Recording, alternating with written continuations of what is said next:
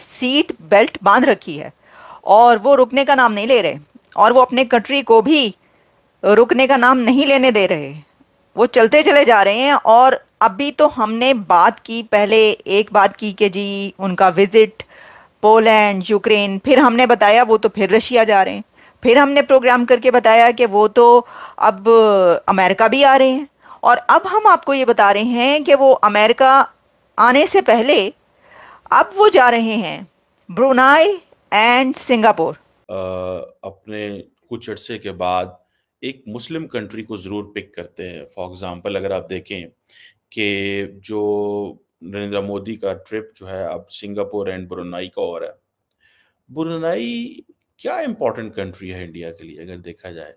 मियावाली के इलाके ईसा खेल में कबूल खेल पुलिस चेक पोस्ट पर पुलिस ने दहशतगर्दों का हमला मौसर जवाबी कार्रवाई के बाद नाकाम बना दिया। SIFC की माउनत से निष्कारी के अमल में शफाफियत के लिए इकदाम। मईशत को खसासे से बचाने के लिए सरकारी इदारों को बैनुल-अक़वामी तरीक़ाकार के तर्ज पर शफाफ निष्कारी।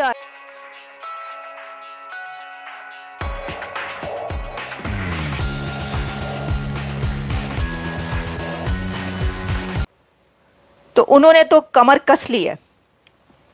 नरेंद्र मोदी साहब का हिस्टोरिक विजिट ऑफ ब्रुनाई आ रहा है, और ब्रुनाई के साथ ही वो सिंगापुर भी जा रहे हैं। 3 और 4 सितंबर कल से उनका ये विजिट जो है ये स्टार्ट हो जाएगा।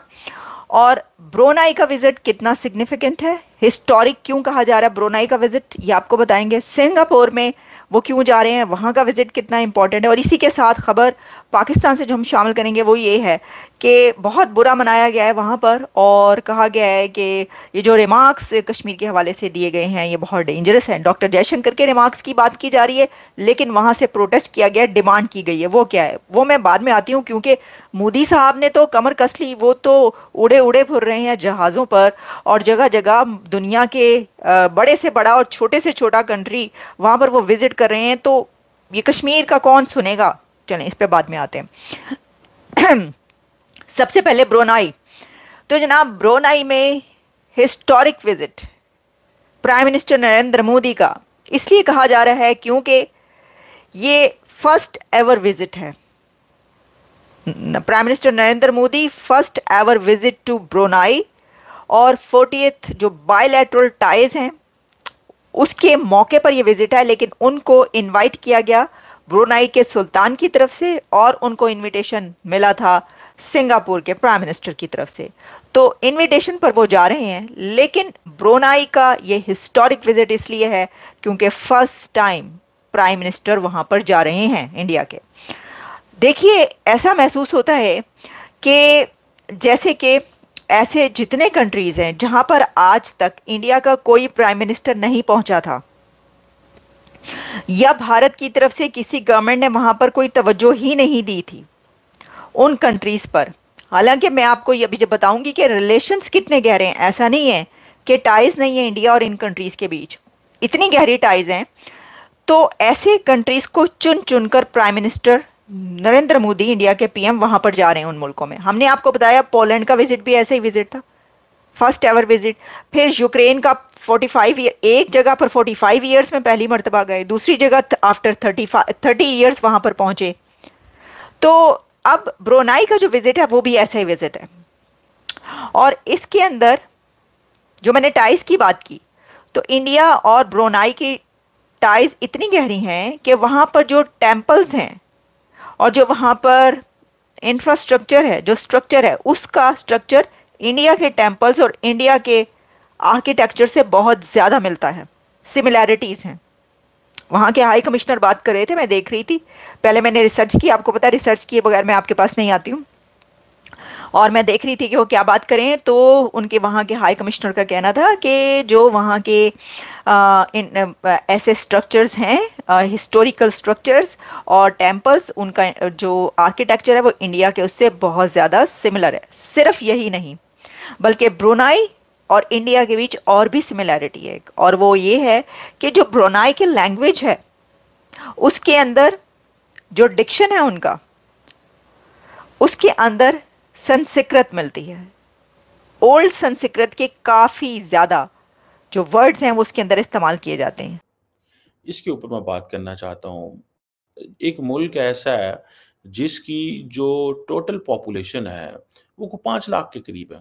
$33 बिलियन की टोटल जीडीपी है। 5 लाख की population, almost almost 5 lakh.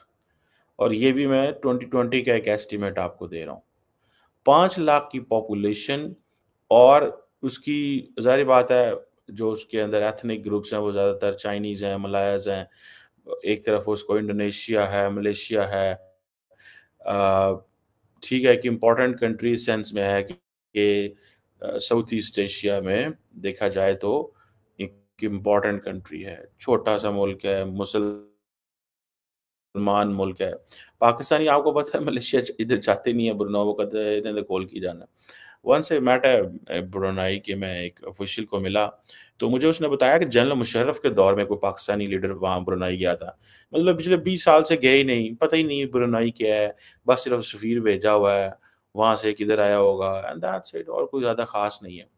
India हर एक मुल्क को अहमियत दे रहा है, हर छोटे से छोटे मुल्क को एशिया पैसिफिक में अहमियत दे रहे हैं। और अगर आप उसके ताल्लुकात इंडिया और ब्रुनाई के ताल्लुकात को देखें, 1984 में इस्टेब्लिश हुए हैं, ठीक है जी। और उसके बाद जो मिशंस हैं वो महज 1993 में आए हैं।